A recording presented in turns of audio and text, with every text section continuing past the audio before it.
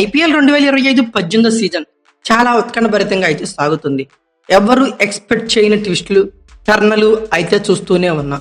తొలి of league మ్యాచ్లు అయ్యేదలికి ఈ సీజన్లో కొత్త ఛాంపియన్ చూస్తామనుకున్నాం. బట్ సెకండ్ హాఫ్ లీగ్ మ్యాచ్ల్లో అంతా కథ మారిపోయింది. ముంబై ఇండియన్స్ రేస్లోకి వచ్చేసింది.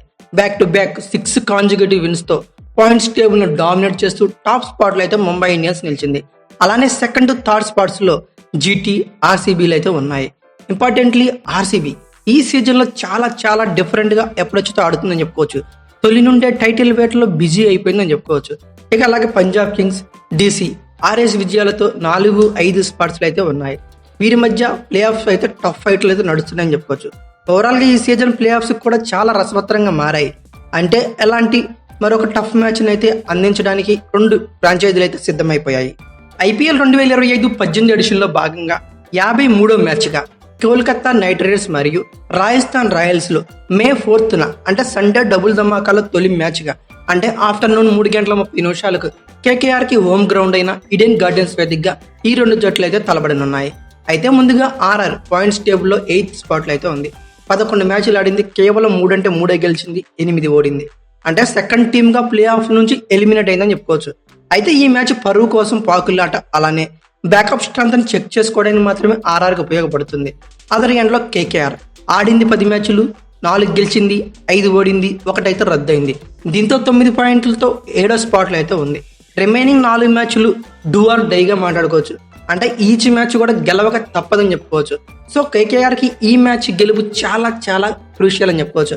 అందుకే ఈ మ్యాచ్ ఇంట్రెస్టింగ్గా మారనుంది.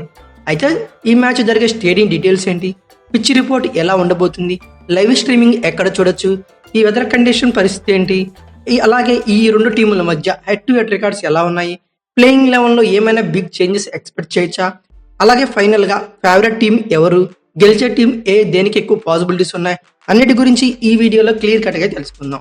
అయితే ముందుగా ఈ స్టేడియం గురించి మాట్లాడుకుంటే ఇండియాలోనే ఓల్డెస్ట్ స్టేడియంగా చెప్పుకోవచ్చు. దీన్ని 1864లో ఓపెన్ చేశారు. కేకేఆర్ టీం 2008లో దీన్ని హోమ్ గ్రౌండ్గా ఎంచుకుంది. కోల్కతాలో ఉంది ఈ ఈడెన్ గార్డెన్స్ స్టేడియం అని చెప్పుకోవచ్చు.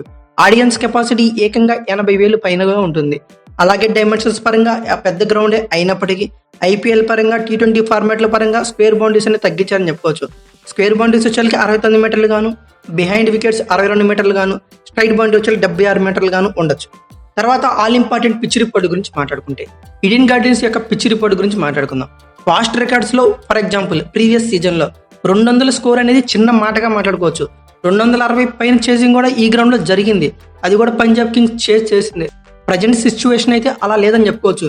బ్యాటింగ్కి బౌలింగ్కి ఈక్వల్ మెజారిటీ అయితే ఉంది. అంటే ఒక బ్యాలెన్స్డ్ పిచ్గా మాట్లాడుకోవచ్చు. అంతేకాక బ్యాటర్స్ నుండి ట్రూ బౌన్స్ కూడా ఎక్స్పెక్ట్ చేస్తున్నారని చెప్పుకోవచ్చు. మిడిల్ ఆఫ్ ద ఓవర్స్లో స్పిన్నర్స్ గేమ్లోకి వచ్చే పాసిబిలిటీస్ ఉన్నాయి. అలాంటి డామినేట్ చేయరు, కానీ లిటిల్ బిట్ హెల్ప్ అయితే దొరుకుతుంది.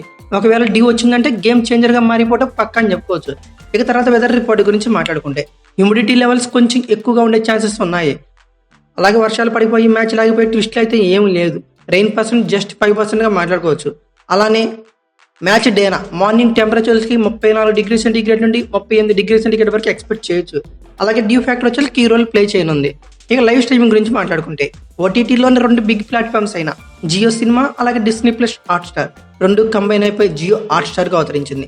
ఓటీటీ ప్లాట్ఫామ్ యాప్స్లో పరంగా దీంతో చూడాల్సిన అవసరం అయితే ఉంటుంది. సబ్స్క్రిప్షన్ అయితే తప్పనిసరిగా మాట్లాడుకోవచ్చు.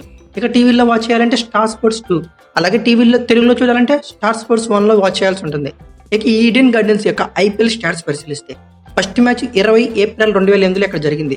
టోటల్గా మొన్న మ్యాచ్తో కలిపి 98 మ్యాచ్లు జరిగాయి. ఫస్ట్ బ్యాటింగ్ వాళ్ళు 41 గెలిచారు. అంటే విన్నింగ్ పర్సెంట్ ఫస్ట్ బ్యాటింగ్ వాళ్ళది 41.84గా ఉంది. సెకండ్ బ్యాటింగ్ వచ్చేళ్ళకి గెలిచిన వాళ్ళు 56 మార్కులు. అంటే సెకండ్ విన్నింగ్ పర్సెంట్ వచ్చేళ్ళకి 57.14గా ఉందని చెప్పుకోవచ్చు. అయితే టాస్ గెలిచిన టీం మ్యాచ్ విన్ అయిన పరిశీలిస్తే 50 మ్యాచ్లుగా మాట్లాడుకోవచ్చు. అదే పర్సెంటేజ్ పరంగా అయితే 51.02గా మాట్లాడుకోవచ్చు. టాస్ ఓడి మ్యాచెస్ విన్ అయినవి 47 మ్యాచ్లు, అంటే 47.96%గా మాట్లాడుకోవచ్చు. ఈ గ్రౌండ్లో హైయెస్ట్ ఇండివిజువల్ స్కోరు ఆర్సీబీకి చెందిన రజిత్ పటిదార్ 126 పరుగులుగా ఉన్నాడు. బెస్ట్ బౌలింగ్ అయితే మాత్రం 5 వికెట్లు తీశారు. కేవలం 19 రన్స్ వచ్చి సునీల్ నారాయణ్. ఈ గ్రౌండ్లో హైయెస్ట్ టోటల్ 262 పరుగులు 2 వికెట్లుగా పంజాబ్ కింగ్స్ అని చెప్పుకున్నాం, అది కూడా కేకేఆర్ మీద. ఇక లోయెస్ట్ టోటల్ 49 పరుగులకే ఆర్సీబీ ఆల్అౌట్ అయింది. ఈ గ్రౌండ్లో హైయెస్ట్ రన్ చేసి 262 పరుగులు Punjab Kings. Average runs per wicket 28.01, average runs per over 8.52. First innings average score చూస్తే 165 దాకా ఉందని చెప్పవచ్చు. అలాగే కేకేఆర్ హోమ్ గ్రౌండ్ లో కేకేఆర్ రికార్డ్స్ ఎలా ఉన్నాయో పరిశీలిద్దాం. టోటల్ ఇక్కడ 88 మ్యాచ్లు అయితే కేకేఆర్ ఆడిందండి. గెలిచినవి 52, లూజ్ అయినవి 36. బ్యాటింగ్ యావరేజ్ చూస్తే 29.43గా ఉంది. బ్యాటింగ్ రన్ రేట్ చూస్తే 8.58గా ఉంది. బౌలింగ్ యావరేజ్ చూస్తే 26.19గా ఉంది. బౌలింగ్ ఎకానమీ 8.30గా ఉంది. అలాగే కేకేఆర్ మరియు ఆర్ఆర్ల హెడ్ టు హెడ్ రికార్డ్స్ పరిశీలిస్తే టోటల్ మ్యాచెస్ 31 జరిగాయి. కేకేఆర్ 15, ఆర్ఆర్ 14 గెలిచింది. నో రిజల్ట్ గా 2 మ్యాచ్లు అయితే ఉన్నాయి. అయితే ఈ సీజన్ లో ఆల్రెడీ ఒక మ్యాచ్ అయితే జరిగింది, కేకేఆర్ గెలిచింది. ఇది ఆర్ఆర్ కి రివెంజ్ మ్యాచ్ గా మనం మాట్లాడుకోవచ్చు. ఇక ఫైనల్ గా ఇరువురు టీమ్స్ యొక్క ప్లేయింగ్ లెవెన్ గురించి మాట్లాడుకుంటే ముందుగా మనం మాట్లాడుకోవాల్సింది ఆర్ఆర్ యొక్క ప్లేయింగ్ లెవెన్ గురించి. చాలా ఎక్స్పెక్టేషన్స్ తో ఆర్ఆర్ ఈ సీజన్ లో బరిలోకి దిగింది. దగ్గర దాకా వచ్చిన మ్యాచ్లు అంటే 90% గెలుపు ఫిక్స్ అనుకున్న మ్యాచ్లు చివరి 3 ఓవర్లో మలుపు తిరిగి ఓడిపోయిన మ్యాచ్లు 3-4 ఉన్నాయి. ఓవరాల్ గా RR out of the IPL గా చెప్పుకోవచ్చు, ఎందుకంటే ఎలిమినేట్ అయిపోయింది కాబట్టి. ప్రీవియస్ మ్యాచ్ లో ముంబై ఇండియన్స్ పై అతి ఘోరంగా ఓడింది. ఏకంగా 100 పరుగుల తేడాతో మ్యాచ్ అయితే కోల్పోయింది. సంజు శాంసన్ ఇంజురీతో రియాన్ పరాగ్ యాక్టింగ్ కెప్టెన్ గా ఉన్నాడు. అక్కడి నుంచి ఆర్ఆర్ బ్యాక్ ఫుట్ లో నిలిచిందని చెప్పుకోవచ్చు. ఇటు బౌలింగ్ లో అటు బ్యాటింగ్ లో కంప్లీట్ గా చేతులు ఎత్తేసింది. ఎంతో బలంగా ఉంది. ఆర్ఆర్ స్పిన్నర్స్ వానిందు అసరంగా, మహేష్ దీక్షణ అనే ఇద్దరు క్యూలెస్ బౌలింగ్ గా చేస్తున్నారు. ఒక విధంగా చెప్పాలంటే ఆర్ఆర్ కి హ్యాండ్ ఇచ్చేసారని చెప్పుకోవచ్చు. జోఫ్రా ఆర్చర్ అన్ని మ్యాచ్లకి తను పోరాడలేక వదిలేశాడు. అంటే కొన్ని మ్యాచ్ల్లో మంచి ఇంపాక్ట్ చూపించినా కొన్ని మ్యాచ్ల్లో బాధ్యతతో రాణించలేదని చెప్తున్నా. ఈ సీజన్ లో ఎక్స్పెన్సివ్ గా ప్రూవ్ అవుతూనే టీమ్ కి భారంగా మారిపోయాడు. ఏకంగా 10 మ్యాచ్ల తర్వాత బరిలోకి దిగిన ఆకాష్ మధ్వాల్ బాగానే అనిపించినా యూజ్ లేదు. చేతులు కాలేక ఆకులు పట్టుకుంటే యూజ్ లేదు కదా. ఆకాష్ మధ్వాల్ ప్లేయింగ్ లెవెన్ లో ఉంచడం కూడా అదే అనుకోవచ్చు. ఓవరాల్ గా వీళ్ళ బౌలింగ్ యూనిట్ లో బిలో యావరేజ్ గా ఉందని చెప్పుకోవచ్చు. బిగ్ చేంజెస్ అయితే నేనైతే ఎక్స్పెక్ట్ చేయడం లేదు. ఫజల్లో ఫరూకీని పక్కన పెట్టేసి సందీప్ శర్మకి అయితే ఇస్తారేమో ప్లేయింగ్ లెవెన్ లో ఛాన్స్ అనుకుంటున్నా. ఇక తర్వాత బ్యాటింగ్ యూనిట్ గురించి మాట్లాడుకుంటే కన్సిస్టెంట్ గా పరుగులు చేసే బ్యాటర్ లేరని చెప్పుకోవచ్చు. ఒక మ్యాచ్ లో 70 నుండి 80 పరుగులు చేస్తే ఆ నెక్స్ట్ మ్యాచ్ లో 30 నుంచి 40 కొట్టి యావరేజ్ ఇన్నింగ్స్ ఆడినా పర్వాలేదు. అలాంటి బ్యాట్స్మెనే లేరు, అంటే కన్సిస్టెన్సీ లేదని చెప్పుకోవచ్చు. సంజు శాంసన్ ఇంజురీ ఆర్ఆర్ ని మరింత బ్యాక్ ఫుట్ లో ఉంచింది. వైభవ్ సూర్యవంశీ ఓవరాల్ గా బాగానే ఆడుతున్నా ఓన్లీ అటాకింగ్ మోడ్ గా పరిమితం అయిపోయి వికెట్ ని గిఫ్ట్ గా అయితే ఇతరులు అపోనెంట్ టీమ్ కి ఇచ్చేస్తున్నాడని చెప్పుకోవచ్చు. ఎస్ఎస్ఎస్ జైస్వాల్ ఒక్కడే ఫామ్ లో ఉండి కన్సిస్టెంట్ గా పరుగులు అయితే రాబడుతున్నాడు. తనకు సపోర్ట్ ఇచ్చే బ్యాటర్ కూడా లేకపోవడం అతను కూడా బ్యాక్ ఫుట్ లోకి వెళ్ళాడు. అలానే నితీష్ రాణా ఐ థింక్ ఒక మ్యాచ్ లో బెస్ట్ ఇన్నింగ్స్ ఆడాడు అనుకుంటా. ఇక తర్వాత ఆడిందే లేదు. ఇక యాక్టింగ్ కెప్టెన్ రియాన్ పరాగ్ ఎంత చెప్పుకుంటే అంత తక్కువ. ఇక ఫినిషింగ్ లో Dhruv Jurel, Shimron Hetmyer, Shubham Dube solid గా కనిపిస్తున్న వీళ్ళ నుంచి బెంచ్ పరుగులు అయితే రాలేదని చెప్పుకోవచ్చు. ఓవరాల్ గా వీళ్ళ ప్లేయింగ్ లెవెన్ లో ఒకే ఒక చేంజ్ చెప్పుకున్నాం, అదే జరగచ్చు. ఓవరాల్ గా వీళ్ళ ప్లేయింగ్ లెవెన్ పేపర్ మీద పరిశీలిస్తే Yashasvi Jaiswal, Vaibhav Suryavanshi, Nitish Rana, Riyan Parag, Dhruv Jurel, Shimron Hetmyer, Shubham Dubey, Jofra Archer, Mahesh Theekshana, Akash Madhwal, Wanindu Hasaranga. Impact player గా సందీప్ శర్మ యూజ్ చేసిన ఛాన్సెస్ మాక్సిమం కనబడుతున్నాయి. ఇక ఫైనల్ గా కేకేఆర్ యొక్క ప్లేయింగ్ లెవెన్ గురించి మాట్లాడుకుంటే 10 మ్యాచ్లు ఆడింది, 4 గెలిచింది. ప్లే ఆఫ్స్ నుండి అవుట్ అయితే అవ్వలేదు, కానీ రిమైనింగ్ 4 మ్యాచ్లు ఖచ్చితంగా గెలవాలి విత్ బెస్ట్ రన్ రేట్ అని చెప్పుకోవచ్చు. అయితే గెలిచే పాసిబిలిటీస్ ఉన్న టీమ్ గా చెప్పుకోవచ్చు, ఎందుకంటే వీళ్ళకి పవర్ఫుల్ బ్యాటింగ్ అటాక్ అయితే ఉంది, అది కూడా ఫినిషింగ్ లో. అలానే స్పిన్ అయితే మంచి స్పిన్నర్స్ ఉన్నారని చెప్పుకోవచ్చు. హార్డ్ హిట్టర్స్ కి అమ్ముల పొద లాంటిది కేకేఆర్ బ్యాటింగ్ యూనిట్. బట్ అందరూ ఫామ్ లో లేకపోవడం కేకేఆర్ ని కలవర పెట్టే న్యూస్ గా మాట్లాడుకోవచ్చు.